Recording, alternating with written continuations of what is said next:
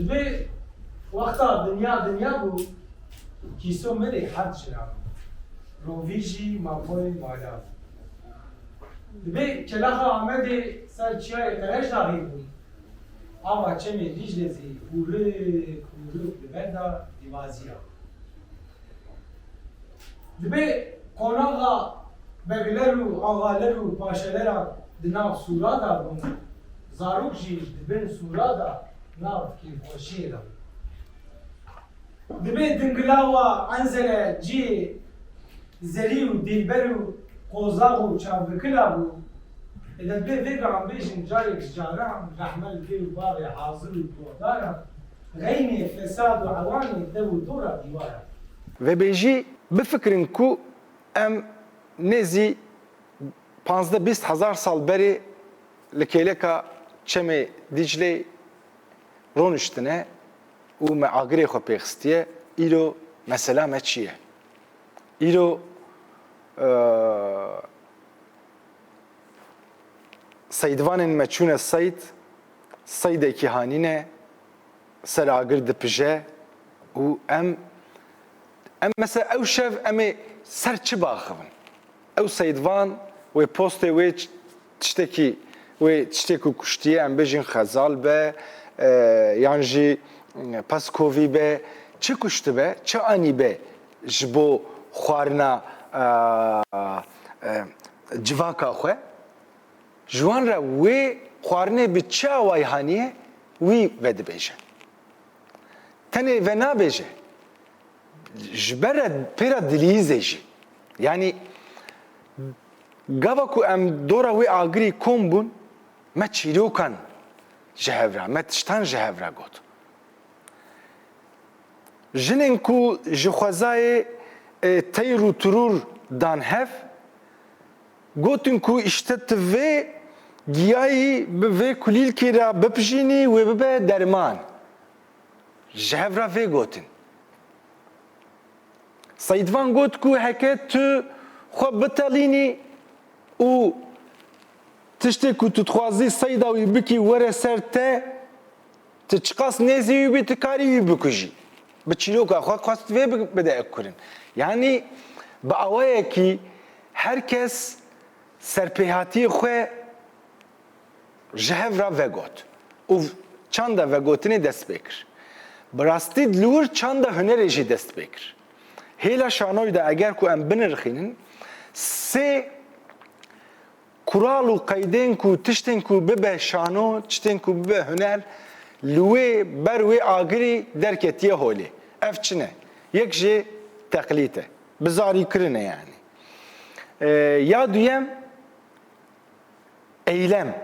Yani hewldan e.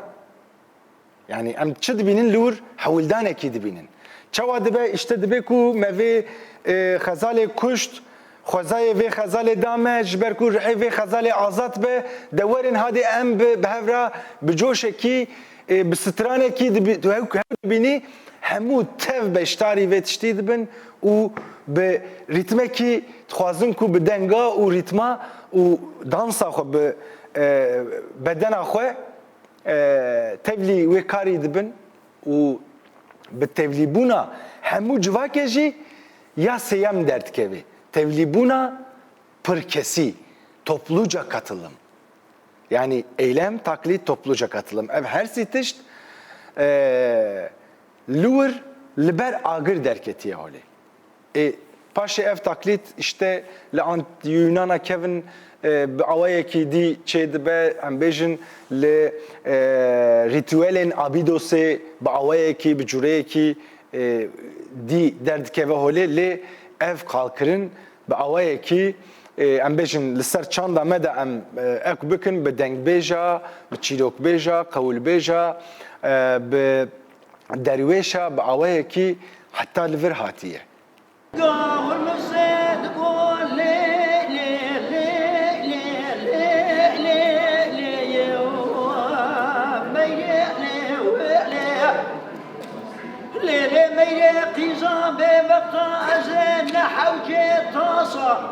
آنان و شیعه تملی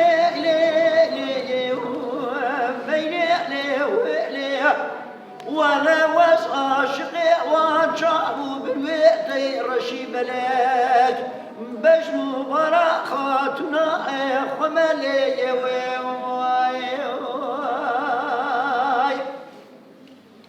ميريش قرواش اخوات برسات دبي قرواش دبي ها دبي والله بنايا قصاب بنايا سبيه اتشي جوابا بيبدم دبي كلامك بابا جسري بيجي اسقيزا فرانكسي درجيسيا فرانكسي كوري بيوان كسمه شخوي اوي بخودك اشتبردار قوات اوي جيراتنا وي ميري جوابا بيبدا ميري تقول لو لو لو لو لو لو لو لو ريو ولا تجدي تدبيجي تلي قري جيت وحبتي بابي تزيد يا لو لو لو لو لو تمنازناكي اسكوهم اسخان مخا اتنا ميري ملو لو لو لو لو ازقي زاتار بكي ما دركس يا يارسلك كوري ياسي بكي ملو لو لو لو لو لا تشتاق تدبي جيت اللي ذكري اشتا وحبتي مالي تزيد يا ريبيو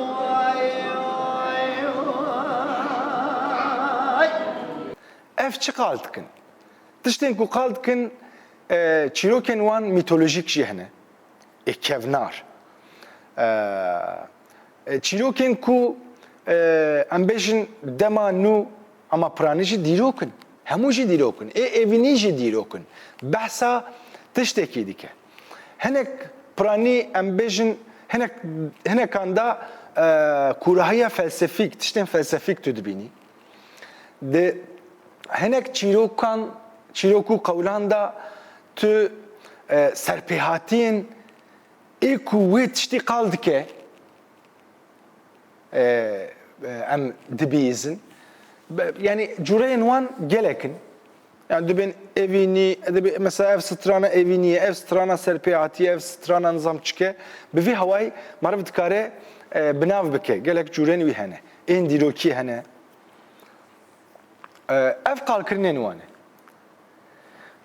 ev tişi hatta ilo hatiye yani estqazım minakeki usa taybet bidim yani az nezi 20 sale az ser lekolina vantişta txabitim u estkarım bejim heke em şanoya kurdi lisser çi marv dikare ava bike pirsek usta were استکارم ببیجم کو هفت جورین مهنه کو ام شانوی خال سر وان آوا بکن ها هنک بلکی بیجن کو اف نه فرما شانویه دبه کو مافتار بنجی یعنی تجبر کو اف تشتی کو از دبیجم وک اسلوب وک ام بیجن شانو ام گاوا کو بنرخینن از ناوان وک شانو فرما شانوی بلیفت کم دبه کو هنک itiraz بکن itiraz bikın jî maftar yani dengbêjî şano nîne lê dengbêjî gava ku üslûbek em wek ji ber ku huner bi du tişta tê nirxandin yek navaroka wî ye yek jî biçim yani üslûba wî ye bi çawa tê qalkirin cûra qalkirinê forma şano ye yani di tamamê hema bêje tamamê gelan da ev çanda qalkirinê heye mesela Yunan'a kevin koka xwe ji qalkirinên Homeros digre İranî mesela dîsa perdedarî û tiştên wisa hene mesela evkên wan hene cûreyên wan li dinyayê hene yani ne tenê Kurda da ev çanda vebêjî heye lê piranî mesela em wek Kurdekî wek şanogerekî Kurd û wek em bêjin saziyekî ser em bêjin xebatên Kurdî dixebite em piranî işte ser em bêjin erdîgariya me çi form hebûne em ser wan piranî dixebitin û piranî jî yên Kurdan in yani Dibe شبت آب دست بکر بجوشی درباست به آرک چاوی مصطفی بکت مسکر پر خمگین دابا کو مصطفی بک خمگین دبه باوی من کلامی که او کلامش دبی دنگویش جن تیگوتن اما باوی من اف کلامش را بگوتن او جی کی خوشت کار جورا کلاما کو مصطفی بک جی هست کار زیوی جورا بیشم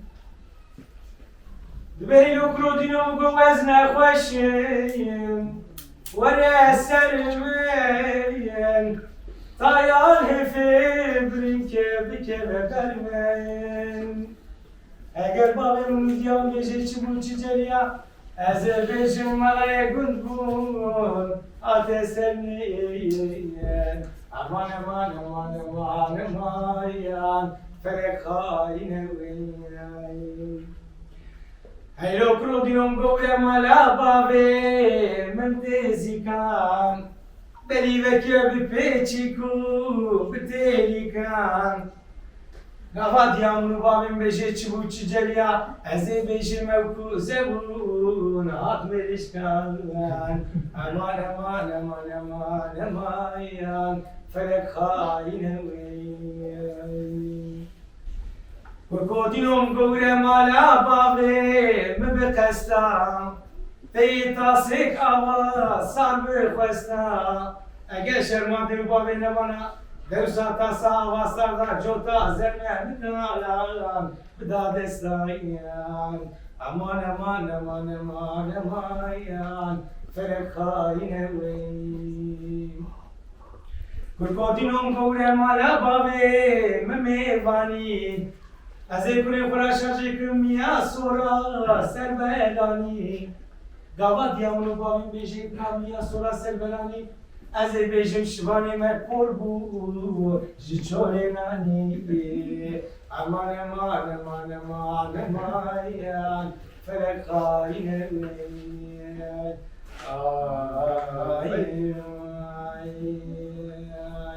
Ez minakek bidim. Ev minakeki taybete. Yani demek ki derece ku az svan xabatan dikim. Min dengbeşek nas kir, dengbeş jimira çirokek ko. Çiroke yani ne kavle ne dengbeşiye çiroke. Çiroka kuri Rustemi Zale. Kuri Rustemi Zal nave uji gozi klori gozi stur. Usa benaftke. Çiroke'de usa derbastı. Le de Çiroke'de asası Çiroka yani Çiroke kaldı ki le bahsa se kavman yani se tiştand ki ser Çiroka se kesi tekrar kırın. Yek je gozi klori gozi stur kure Rustemi Zale. Yek je siyawoşe kure kenkaus paşa dbeje dınav Çiroke'de usa belevdke. Ya dici elfesyane papi pişan. Kam binirin ev karakter brastici diroke da hene tinene dikija demida akubu. Am hela diroke da ve çirok akha binirkhinin. Çirok çiye işte gozi klori gozi stur yeke dişine çiye seyrange dbe halaran mezakin lur çere heye tine galatiye hayvanı meliver çere tine em hekelur çere habe em hayvanı khobgrin bibin çiye seyrange em hatta ku ev derbas ve em hayvanı khalur biçerin ku em eknebin mezakin evet beli çiye seyrange da evkeye diçin çiye seyrange gava ku bitkevin re dibinin ku ek çubunavi gozi klori gozi stur durebina xwe jmal bir ve kriye siyawoşe kure kenkaus paşara dbeje hele durebina min bine gava vet gerem mal siyawoşi yani wusatê tasvir kirin ku dibe gava ku işte mewjekî reşt xwe diqirika wî de yani tike heta diçezike yani wisa yekekî bedew bûye jina gozî klorî gozî stûr dixwaze ku bi siyawoşê re tiştekî bijî lê siyawoşê îtiraz dike ji ber vê îtirazê jinawi qîr dide dibêje ku siyawoşê xweste ku dest bavêje min. Siyawoşê tiştek wisa nekiriye.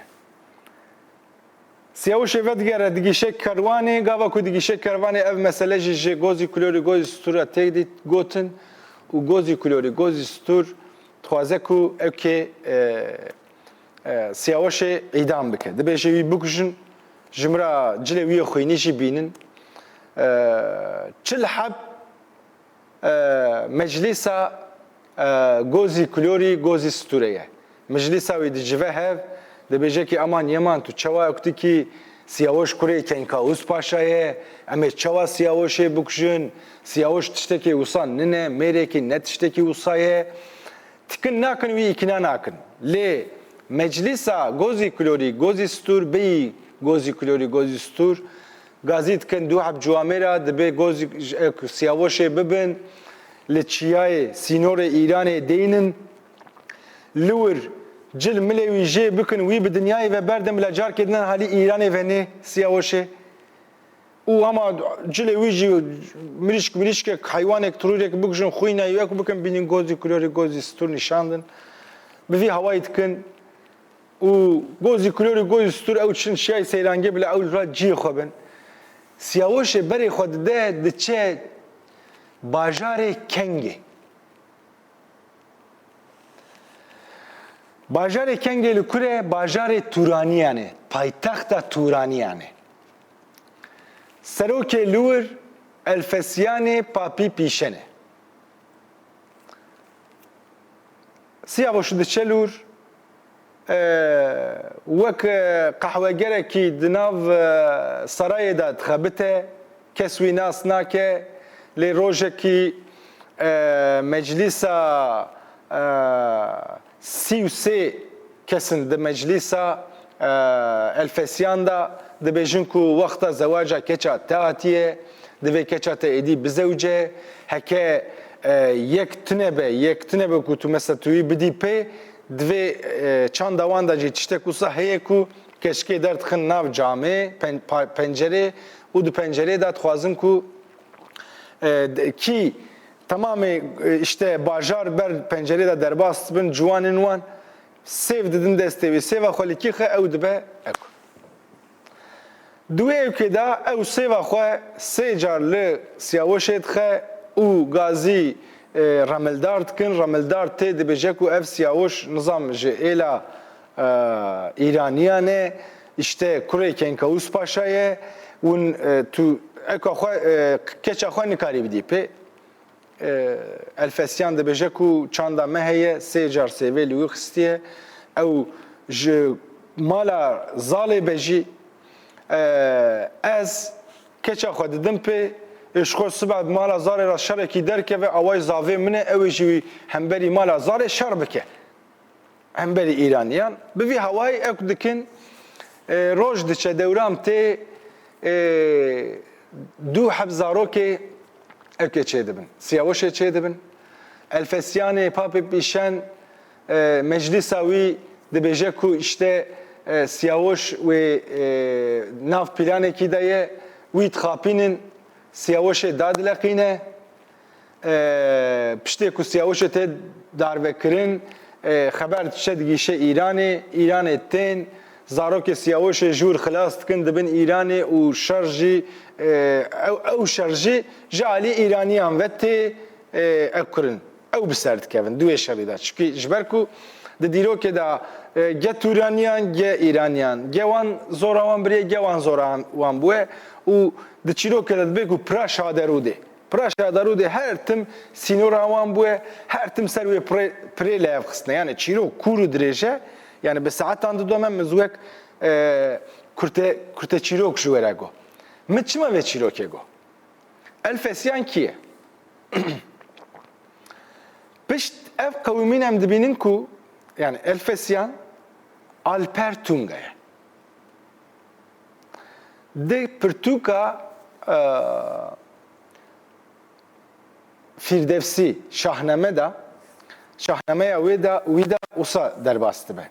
Dibe ku siyawoş kurê Kenkavus Paşa ye روجك جي إيراني دغيدة اك برتغاوي ده وصدر روجك جي إيراني دغيدة حتى دبي جنمة يعني چیروکا مدا جی اصلا او مسئله وکا کو او دبین جنمه يعني بوی اوای وک ام بیجن دبی کو شرما خواه وی شاندنه اوکی سیاوش دچه işte keçke ki turani ra zevce zaroke ke wî çê dibe di şerekî da ew zarokê xwe zarokê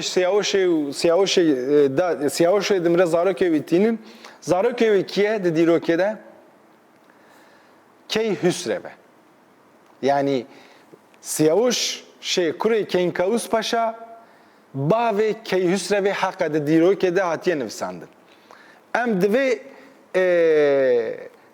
destxistinê de dibînin ku ev çîrok beriya zayînê sed sala heftemîn û heştemîn da qewmiye ji ber ku Alper Tunga jî di wê demê de ekbûye em evî ji kurzanin piştî zayînê sed sala heftan de Tirkan orhun yazıtı tiştmiştên wisa dibêjin ya nivîsandine piştî ku wan nivîsandine kesê fam nekiriye ew çû bûye çinê duwan ekwan da kitaban da tableta da çi tê nivîsandin kes nizanibûye heta 100 sal piştî Firdevsî di dema 1010 li gor mîladî 1010 de şahnamê nivîsandiye 1111 yan jî 12 de jî Kaşgarlı Mahmud Divan-ı Lügat-ı Türk derxistiye. Dur da em dibînin ku İraniyan bi zimanê İraniyan ji Alper Tunga re gotine ku Afrasyab yani Elfesyan Afrasyab Elfesyab tiştên yani diguhere navê wî. Yani Afrasyab jî yê ku işte em bêjin wisa zalim be di kîja bajar de derbas be wê bajarî binê piyê xwe da biperçiqîne û biçe yani yekê wisa tasvîr dikin yekê wisa wehşet tasvîr dikin lê mesela gava ku behs jî dikin dibên ku pehlîwan e yani ne ku wî wek yekên piçûk yekên wisa ek ötekî ek nakin yani dîsa heqê wî didin wî lê jê re gotine Afrasyab em dibînin ku ew Elfesyanê papê pîşanjî Alper Tunga'ye ka bisekine yani em difikirin 2700 sal berê çîrokek qewmiye û 2700 sal paşê dengbêjekî 65 salî rûdine hemberî min ji min re vê çîrokê vedibêje ne mimkûn e ku ev dengbêj wê pirtûka Firdevsî xwendibe yan jî heya wî ji Kaşgarlı Mahmud hebe weka ku min ji wî ez hîn bûme wî jî ji hostayê xwe hîn bûye vê çîrokê çawa ku wî ji min re gotiye hostayê wî ji wî re hostayê wî ji wî re bi awayekî 2700 sal e ev çîrok heta îro tê 1700 sal paşê weka min dengbêjan re bi çîrokbêjan re axiviye perdedariya re axiviye vê çîrokê hîn bûye û şahnama xwe nivîsandiye yani mesela qalkirinê tiştek wisa girîng e ji bo hemû gelan ne tenê ji bo Kurda ji ber ku gava ku em biçin wê çanda kevnarî em dibînin ku têkiliya me û xwezayê jî bi hev re bi awayekê cuda ye îro têkiliya me û xwezayê nemaye îro her tim bi hêlekî tahakküm em li ser xwezayê sekinîne ji ber ku me van tiştê xwe dev ji van tiştê xwe berdayê em wek mirovahî em ji xwe dûr ketine wê xatûn wê gazîkî ka xatûn wê çi jê rabêje em ê a xatûnê bêjin meyrê digon loy loy loy loy loy loy qereciyo loy loy loro qereciyo wala dilê em dibê loy loy loy bêbexto loy loy wala piştî miştera gotmez biza tahir begeme dergizca yarsın ve kure yasin begeme تقوتن متام تنجر يلو لو لو لو بشتي تبدا سيم قدوم رفان جاب داريتو اوري يلو لو لو قراتيو لو لو مجيش خراش بارالتي باتدرين دليم جيز عفوش بوبو بالتيبان تو برحمة اخذ يلو لو لو بيبقتو لو لو بشتي تمنا يبري كما دوية تراش يا جوتي كما هلان يشكوز كي يا قيج مرا حاصل باش خذ يلو لو لو بيبقتو لو لو عسنو فصلتنا عسنت مرتبة قراتشي بيكري لو لو لو بيبقتو لو لو البغت تاخذ ما تشخاطنا قرا راس ببيجي وعسني مرتبة مشكي جاحل لو يا ایرو روشا و بجیه یعنی و بجیا گلری تو بنری اما بیجه کو دسینورا هبون و نبونی ده یعنی اف دیاره لتشتکی لدنیای نهاد قومه هیلا ام بیجن شانوی ده اف ادی نتنه شانو ده جورین هنر یندن de jî tê bikaranîn çanda vebêjiyê êdî bûye forma nûjen. Ji ber wê yekê ez hêvî dikim ku em şanogerên Kurd, em hunermendên Kurd jî evê baş fêm bikin û xwedî li van vebêjiyên xwe, xwedî li van qalkirinên xwe derkevin û bi awayekî belkî formekî nûjen em jî çanda xwe ji bo pêşeroja çanda xwe van tiştan bikin. Em wek mordem mesela festivala solo me ava kir. Festivala me ya soloy ya yekemîn jî ya duyemîn jî ya yekemîn piranî me ji bo destpêkê ekur lê ya yekemîn de jî dîsa em bêjin vebêjiya gelerî jî têde hebû ya nûjen jî têde hebû. Em bêjin monodram jî têde hebû. Lê cureyên soloy em bêjin ya dansê ya hemû cureyên hunerê de jî bifikirî dîsa jî di bingeha hemûyan de qalkirinek heye. Qalkirin jî çanda mirovahiya kevnar e. Ji ser wê ber wê agirî heta niha me çîroka xwe qal kiriye. Ez niha çîroka xwe ji te re qal dikim.